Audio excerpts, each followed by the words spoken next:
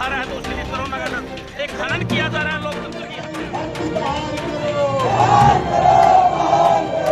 नकल मारना बंद करो, बंद करो, बंद करो।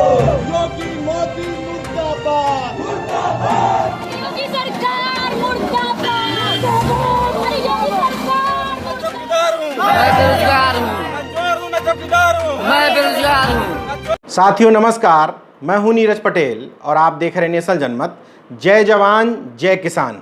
याद है ये नारा किसने दिया था? याद है शब्द का इस्तेमाल इसलिए कर रहा हूं क्योंकि भक्तों की नज़र में प्रधानमंत्री नरेंद्र मोदी से पहले ना किसी प्रधानमंत्री ने कुछ कहा और ना कुछ किया।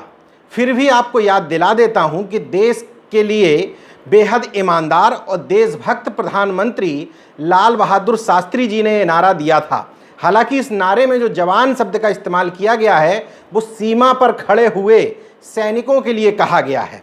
फिर भी वर्तमान स्थिति में प्रधानमंत्री नरेंद्र मोदी जो कुछ कह रहे हैं, जो कुछ उनकी सरकार कर रही है, वही राष्ट्रवाद है। तो उनकी सरकार क्या कर रही है? जवान यानी कि छात्रों पर लाठी बरसा रही है।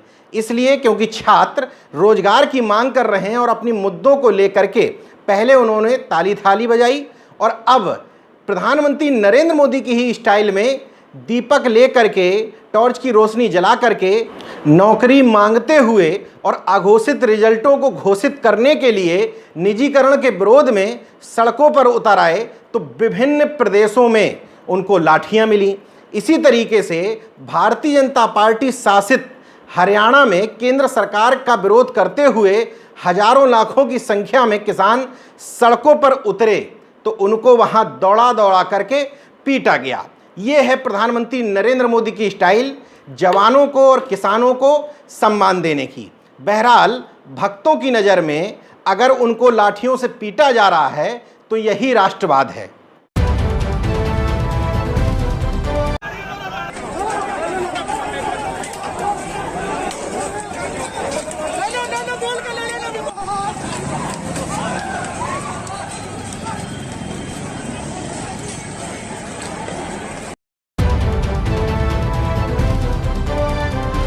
बाबा शर्म करो, शर्म करो, शर्म करो। नौजवानों की डरना बंद करो, बंद करो, बंद करो। हमें चाहिए रोजगार, रोजगार, रोजगार।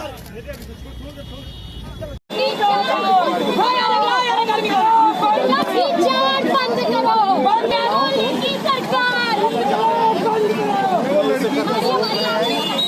हालांकि नेशनल जनमत इन प्रदर्शनों को सकारात्मक नज़रिए से देखता है, इसलिए क्योंकि ऐसे समय में जब विपक्ष पूरी तरीके से नकारा साबित हो रहा है, ऐसे समय में जनता के द्वारा उठाए गए मुद्दे और उन मुद्दों पर जनता के द्वारा किए गए प्रदर्शन तमाम सारे विपक्षी दलों को मजबूर कर दे रहा है कि वो उनके समर्थन में उतर आए।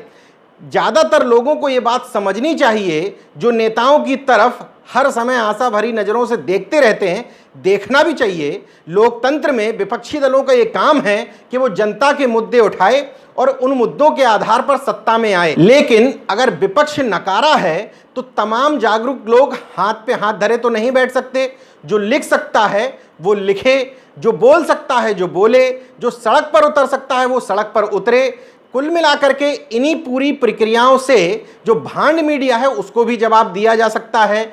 इसलिए क्योंकि सुशांत राजपूत और रिया चक्रवर्ती के खेल में उलझा हुआ ये भांड मीडिया ये भी नहीं बताएगा आपको कि लाखों लोगों ने सड़कों पर उतर के ताली थाली पीटी थी 5 सितंबर को। 9 सितंबर को रात में 9 बजे 9 मिनट के लिए जहां छात्रों के आह्वान पर लाखों की संख्या में लोगों ने दीपक जलाए, किसी ने टॉर्च जलाई, कहीं लाइटें जलाई, किसी ने कैंडल जलाई, कुल मिलाकर के प्रकाश करके सरकार को रोशनी दिखाने की कोशिश की कि हमें तुम्हारे झुंझुने नहीं, रोजगार चाहिए, निजीकरण करना तुरंत बंद करो, हमें हिस्सेदारी दो। वहीं 10 सितंबर को लाखों की संख्या में हरियाणा में किसान सड़क पर उतर आए। केंद्र सरकार ने जो 3 अध्यादेश लाए हैं किसानों से संबंधित, उसके विरोध में। तीनों अध्यादेश क्या हैं? पहला, अब व्यापारी मंडी से बाहर भी किसानों की फसल खरीद सकेंगे। पहले मंडी से ही खरीदा जा सकता था। इस नियम से क्या होगा?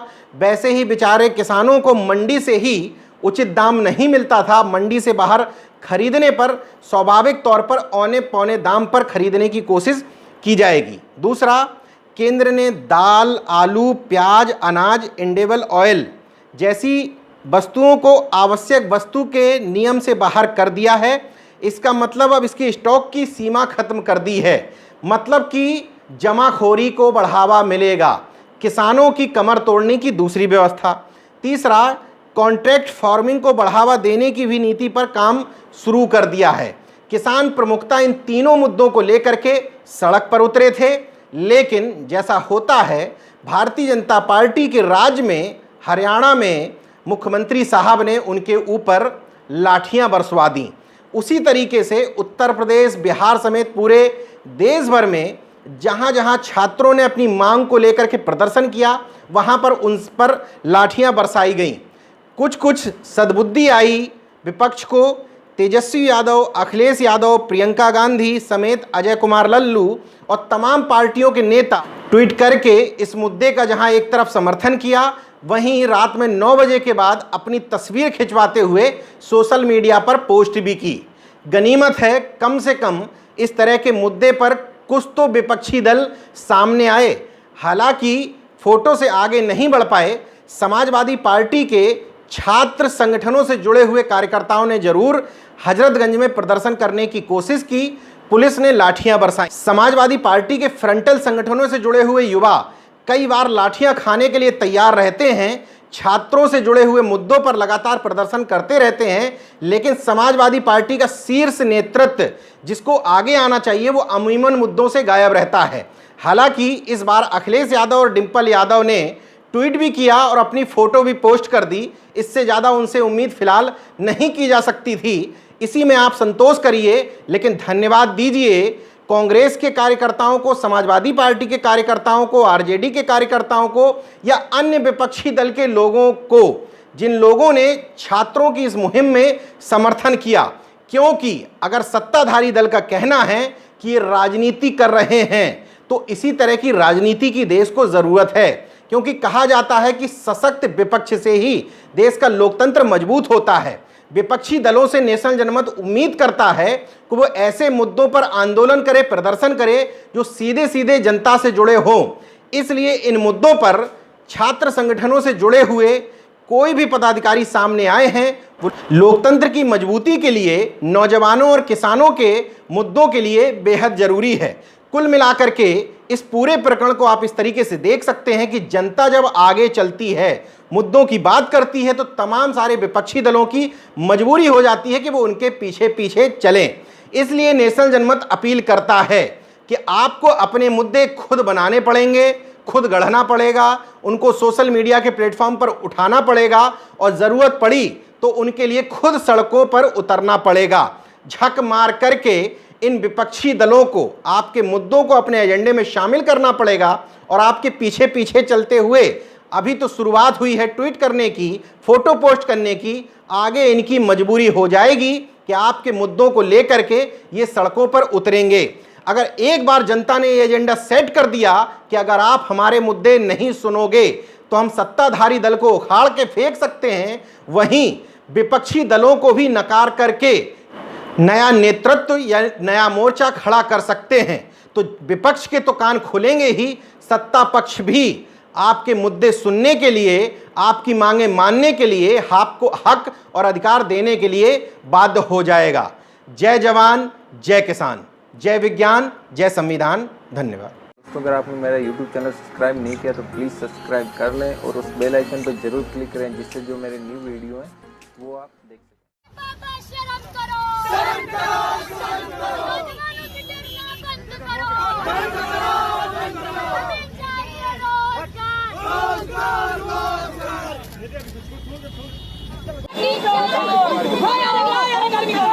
लाठीचार्ज बंद करो, मोदी की सरकार बंद करो।